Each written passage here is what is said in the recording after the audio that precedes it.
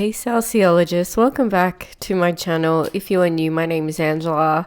I'm a woman in STEM and have been in the STEM industry for over 14 years. And I was also a university academic teaching anatomy, physiology and public health for 11 years.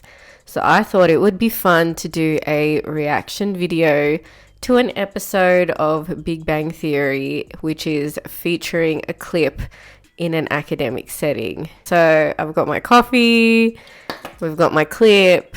So yeah, let's do it.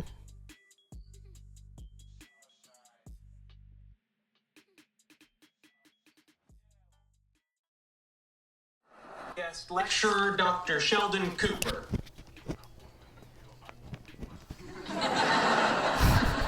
I was expecting applause. But I suppose stunned silence is equally appropriate.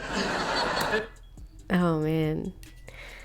That couple of seconds alone in the clip already triggers a lot of memories for me when I used to teach. So just for context, I used to teach anatomy, physiology, and public health as my specialty to first year university students. So students that have come into their bachelor's degree and they are in maybe their first semester in their first year or in their first year in general, sometimes in their second year as well. So my experience with students aren't as intense as what's happening in this scene right now. From my experience, when you teach first years, at least when I did, the students were very, very receptive to learning, especially in their first semester. I guess maybe they're excited to learn, they're new to the university system. So they're very eager and a bit positive. Whereas I find that maybe when a student has been in the academic setting for a very long time, for many, many years, I wouldn't say that they're not positive, but I feel like because they have more experience under their belt, they're very serious about their learning. So sometimes you get faced with this sort of tension, if that makes sense. I love how Sheldon just cracks a joke in the first 5 minutes of meeting his students, not really being receptive to reading the room, but this is something that I do on the first day as well, because I know there's already a bit of tension there. Students are maybe nervous or they're not really sure what to expect, or, just to lighten the mood a bit, I will crack a joke in the first 5 minutes when I get to know them. As an academic, our most important class, I believe personally, when we're teaching students throughout the semester, is the very first class of the very first week. This is probably when you see all your students in the one semester. This is the time where you'll see most of their faces, because a lot of them decide to come in because they are making all of these calculations and decisions about how they're going to maneuver themselves for the rest of the semester. They're taking on certain information about the unit to decide which classes are worth coming in for, which are not compulsory. So which classes do I have to attend in person, which don't I? And then they'll probably factor other things like, when can I work? How many hours? How difficult is this unit going to be? Do I just work on the weekends? Can I take on shifts throughout the week? What are the assignments like? How many hours do I have to dedicate to that? Who are the people in my class? Do I know anyone? There is all of these things that a student is calculating in their minds, and keeping in mind that students that come through university are adults. A lot of the time, my students used to have families, children, time for their family, or how are they going to juggle their family life with studying? There's so many factors that a student worries about on the first day. And depending on the value that they see in your class, a lot of my classes that I used to teach weren't compulsory attendance, as in they didn't, people didn't have to come to my class if they didn't want to. There was no real attendance assigned to it. But the idea is to make the class experience, like the teaching experience for students or the learning experience for students, something valuable, that is worth students engaging into. As an academic, our job is not just to teach content, it is to keep the students engaged in the content and in the unit. And because a lot of the time, all the information is usually laid out there for them from the first day. But they come to your classes, especially when the classes aren't compulsory, because they see the value that is added by being there. So teaching for a while, you develop a lot of skills and techniques to keep the students engaged. And these techniques that you use also depend on who you're teaching as well. It was very normal for me to have a class with a variety of different students from all walks of life, all learning abilities, cultures, religions, age ranges, socioeconomic status, you name it. So again, it's also not just about the students, trying to obtain all this information to figure out their life choices for the semester.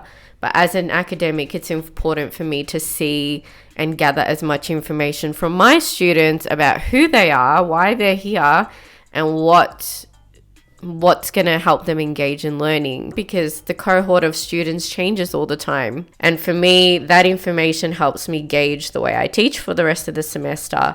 So for example, if I know that some of my students have learning disabilities, then I'll factor that in the way that I teach and change my technique a bit, maybe use more visuals, whatever.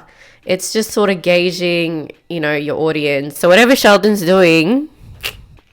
I agreed to speak to you this evening because I was told that you're the best and the brightest of this university's doctoral candidates. Of course, that's like saying you're the most important electron in a hydrogen atom. Doctoral candidates, that's very interesting. So in this particular scene, Sheldon is teaching PhD students. Sometimes, depending on what sort of PhD they're doing, you don't usually sit in classrooms like this during a PhD unless you've got like certain units that are required for your learning, because a PhD is usually 3-4 years of intensive research at that point. So this could be like a specialist lecture or something that's required for them to learn in terms of physics, which is Sheldon's discipline. So yeah, very interesting. And he does make a comment that the students are the best and brightest. So of course, if they are the best and brightest, they're definitely, sizing Sheldon up a bit and probably thinking, this better be good because I am the best and brightest and I want to learn from the best, which is understandable. So that's why there's a bit of tension there at the moment. Because you see, there's only one electron in a hydrogen atom. Best and brightest, my sweet patootie. All right. Oh my God. Let's begin. Show of hands. Okay. I have a rule in academia when I teach, and it's a mutual respect rule between me and the students. So again, as I've said before, on the first class or throughout the semester, I like to build a rapport with the students to create a positive and safe environment to learn. I respect that students who come into the university setting are usually adult learners. So they're adult learners at this point. And your students can range between as young as 18 years old and all the way up to 70 years or older. Your students come in from a variety of different backgrounds and life experiences. And that is something that I acknowledge in my students. I acknowledge that my students have had previous careers before, or they've got different life experiences from me. I feel like a unit like public health that focuses on social science concepts, there's no really right or wrong answer. There's a lot of gray areas depending on a person's perspective. I find that it's very advantageous to get students involved to discuss these topics from their life experiences. So I respect that students come from a variety of different backgrounds, and just because they sit in my class, learning something like learning foreign concepts, it doesn't mean that they don't know.